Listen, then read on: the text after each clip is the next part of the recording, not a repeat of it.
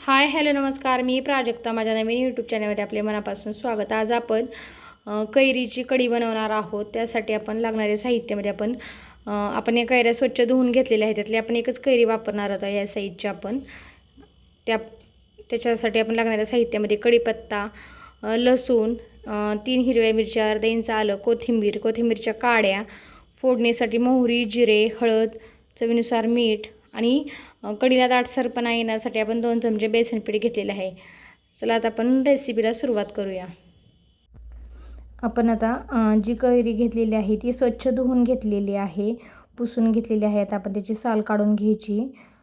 आपण हलक्या हाताने त्याची साल काढून घ्यायची. तुम्ही व्हिडिओ दाखवल्याप्रमाणे तुम्ही साल काढून घेऊ शकता. साल जरी नाही काढली तरी चालते, पण साल काढल्यानंतर कैरीचा पूर्णपणे आपण गरज घेणार आहोत. त्याच्यासाठी तसे आपण साल काढून घेणार आहोत. आता आपले साल काढून झालेली आहे. आता आपण ती कैरीची आपण फक्त साईडचा भाग घेणार आहोत, कुई घेणार नाही आहोत. त्याच्यासाठी आपण हे कट करून घेणार आहोत. त्याच्यानंतर त्याचे बारीक बारीक काप करून घेणार आहोत. तुम्ही कधी कैरीची कढी खाल्ली आहे का? कच्च्या कैरीपासून कढी तुम्ही नक्की एकदा ही रेसिपी बनवून पहा, खूप टेस्टी लागते.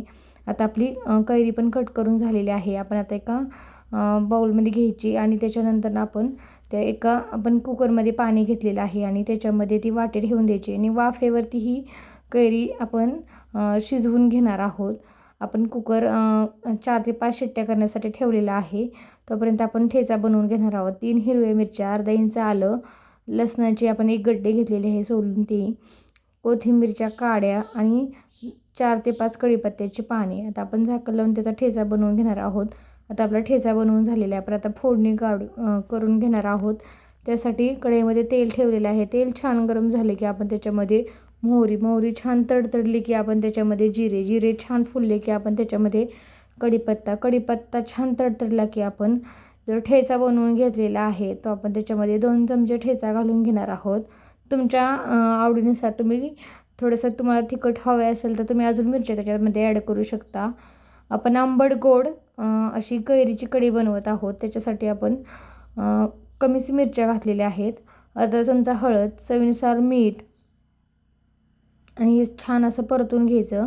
ते परतून झाल्यानंतर आपण ज्यामध्ये मिरची आपण वाटले ते भांडं आपण विसरून त्याच्यामध्ये 1 ग्लास पाणी घालणार आहोत. ते अजून थोडंसं पाणी घालणार आहोत आणि ह्या पाण्याला आपण छान अशी उकळी काढून घेणार आहोत. तोपर्यंत आपण दाटसर येण्यासाठी, कढी दाटसर होण्यासाठी आपण 2 चमचे बेसन पीठ घेतलेलं आहे. त्याच्यामध्ये थोडंसं पाणी घालून आपण त्याची स्लरी बनवून घेणार आहोत.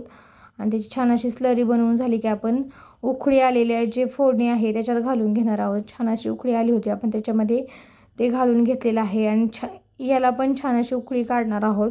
तोपर्यंत आपण जे आंब्याचं आपण कैरी कट करून ज्याचं आपण ठेवलेलं आहे उकळायला, त्याचा आपण मॅश करून घेणार आहोत मॅशरच्या साहाय्याने.